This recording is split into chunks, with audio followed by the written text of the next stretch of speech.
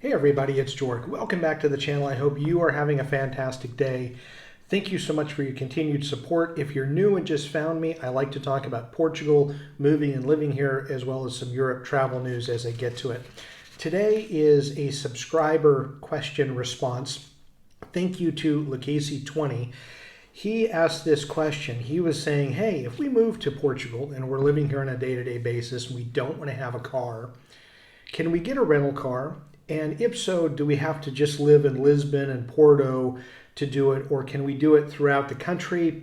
How does it work? So I want to talk through the rental car process if you're living here, which is no different than if you're a visitor and you're coming for a vacation or holiday.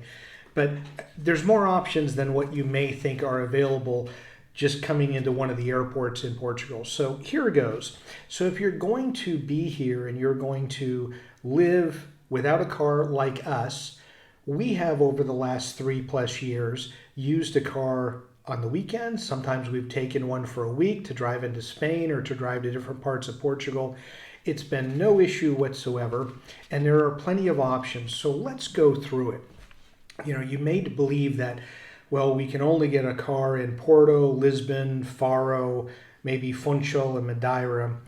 And that's not really the case. There are numerous rental car agencies. All of the major rental car agencies in North America and Europe have offices here. Now, yes, many of those locations are Porto, Lisbon, the Algarve, Madeira, a couple of the Azore Islands. But there are many smaller companies too that do rental cars.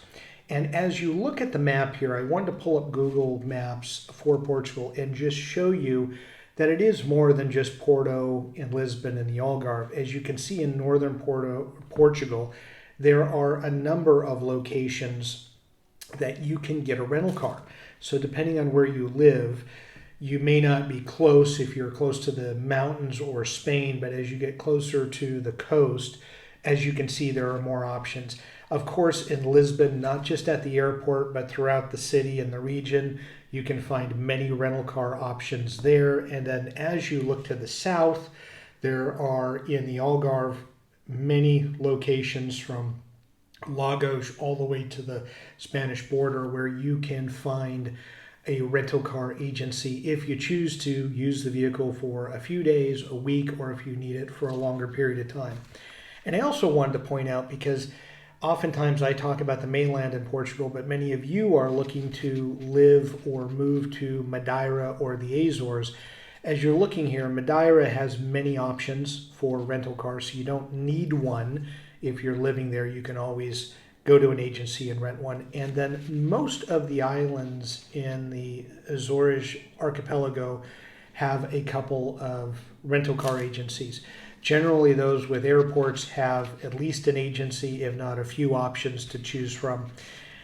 So as you can see here, you have a lot to work with. And what I wanted to do next is I went to the airport and I sat down with a representative from Hertz, and then I went to a representative from Sixt, and then I went to a representative from Europcar, because I wanted to get a perspective, not just from maybe tourists coming in from different countries, but people that live here that will use the cars. And I wanted to ask them some questions. So here's some of the feedback I got from them, and I hope this will be useful to you. I asked them, is oftentimes it's cheaper to rent a car within the city as opposed to the airport, because oftentimes there's extra fees and taxes added to the car rental if you get it right at the airport. And in all cases, most of them said that that is generally true. There may be an extra charge or two that's added if you're getting it at the airport as opposed to going into, let's say, a Faro, Lisbon, Porto, and renting from the same agency but within the city. But they said it's not always the case, but there are some situations where you may get a better deal if you, let's say, take a bus, train, or metro, depending on where you're coming in from, and get to an agency in the city as opposed to at the airport. Of course, they all mentioned that the high tourist season draws a premium to the vehicle price. And they said the tourist season is really from mid-March through late September. They said it's now, because Portugal's become more of a trendy place to come, that line used to be more just summertime, but now it's stretching into the early spring through late fall, where the rental car prices are much higher. And we've noticed it through the 3 years where we might rent on a weekend in July, and let's say that rental for a compact car is 300 euros. We've often found we've actually rented on the same weekend a year later, and it was about 150 euros more from the same place and the same car, just based upon supply and demand. They did say this, so I want to make sure that you're aware of a few things. If you are in the Algarve, you're in Madeira or the Azores, that they all said that they reduced their fleet in the winter months. So what I'm guessing is either they just don't have them in inventory, or maybe they ship them back to the mainland. I'm not necessarily sure what they meant by that.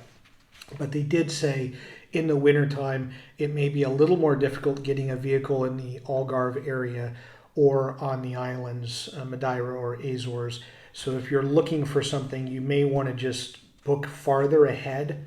I did ask about that. That's something that many of you may be asking about. Hey, if we just want to go to Madrid for the weekend and it's Thursday, can we rent a car for Friday and leave, or do we have to book far in advance?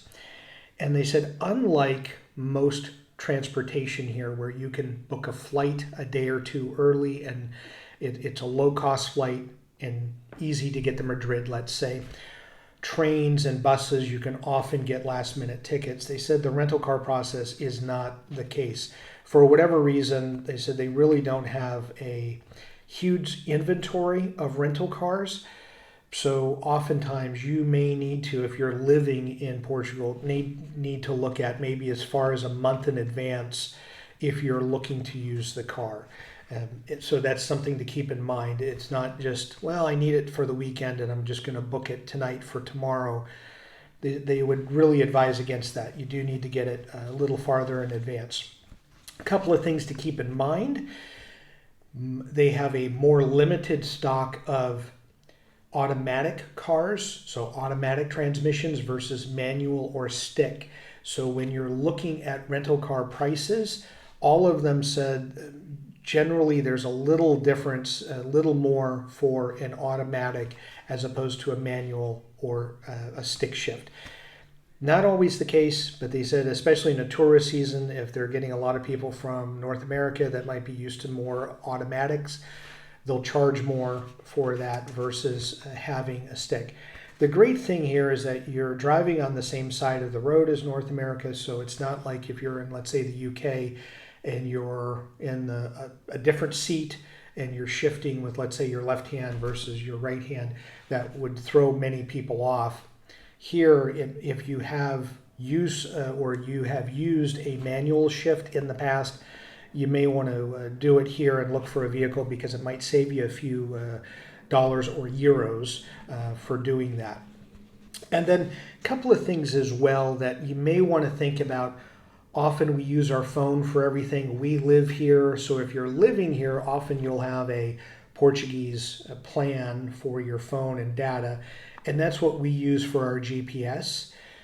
Not everyone may have that set up, but we use it and it seems to work really well. If you're really concerned about that, then you can always make sure that the car has GPS set up.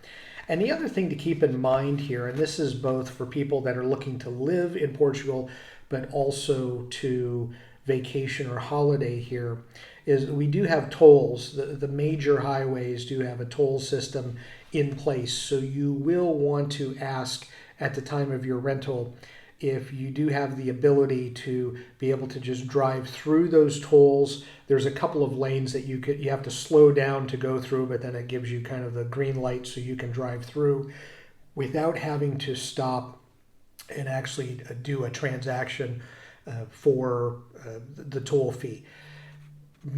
I think everyone that I talk to and every company that we've used here, which are I think 6 to date, they all have had the ability where they had the little mechanism in the vehicle that was the toll reader was reading it, so we didn't have to stop every so many kilometers and put money in or do something with a cashier.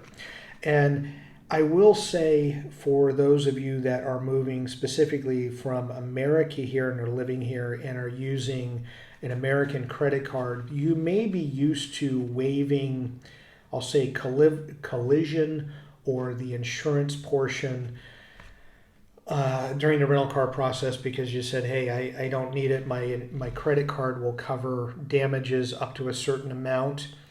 Here in Portugal, we've tried that with a MasterCard, a Visa, and an American Express card. And they said that it doesn't work that way here, that we still had to elect a portion or some type of, I'll say, damage protection / collision / insurance on the vehicle. So I just want to make sure that that can be a pain point for some people, because we were used to for years saying, hey, we don't need the insurance, or our credit card will take care of that if something were to happen. Here, it's not the case. But I just wanted to talk about this, and I want to again thank Lucchese 20 for offering this as an idea, because many of us living here in Portugal that we've met that are expats don't have the vehicle at all. We use public transportation, or we use our feet to get around, or we use airplanes to get to obviously different countries. But when we do want something, when in Lisbon, we've gone up to Douro, to the wine country, we've gone to the Algarve often. And if we want to go to some places that are, let's say, harder to get to by train or bus, we'll rent a car to get to them. And it's an easy procedure. It works whether you're on vacation or you're living here. The process is the same. And I just wanted to show and highlight that you don't have to live just in Lisbon or Porto to be able to get one. You have more access up from Lisbon, up through Porto, and even north to Braga, and then even to the south throughout the Algarve, as well as Madeira and the Azores. So I hope you find this video useful. I hope when you're coming to Portugal, you are trying to explore and see as much as you can of this country, because for a smaller country, it's just jam-packed worth of stuff. So as always, thank you so much for taking the time to watch the video. I hope you find it useful. Please share it if you think it is useful, and enjoy your travels.